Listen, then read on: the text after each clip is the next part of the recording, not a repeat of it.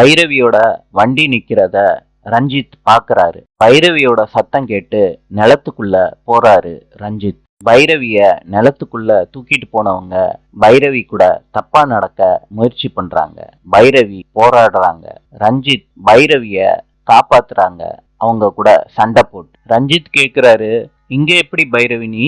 அதுக்கு பைரவி சொல்றாங்க, இந்த நிலம் எல்லாமே ஆறுமுகத்தோடது. புயல் வந்துச்சுன்னா நிலத்துல போட்டிருக்க எல்லாமே அழிஞ்சு போயிடும். ஏற்கனவே இந்த நிலத்துல போட்ட அத்தனையும் வியாபாரி கிட்ட வித்தாச்சு. இப்போ சரியான நேரத்துல அறுவடை பண்ணி அவங்களுக்கு நாங்க டெலிவரி கொடுத்தே ஆகணும். ரஞ்சித் கேக்குறாரு, எல்லாம் சரிதான், இன்னைக்கு நைட்டே எப்படி இந்த புயல்ல இருந்தோம் மழையில இருந்தோம் எல்லா கரும்பையும் வாழையும் அறுவடை பண்ண முடியும்?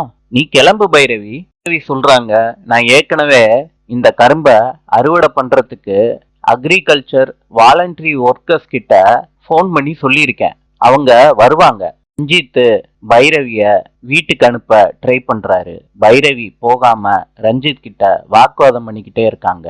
ஆறுமுகம் மனசுக்குள்ள நினைச்சிட்டு இருக்காரு, எப்படியாவது இன்னைக்கு அறுவடை பண்ணியே ஆகணும், பேங்க் லோனை கட்டியே ஆகணும்னு மனசுக்குள்ள நினைக்கிறாரு. நாளை சந்திப்போம்.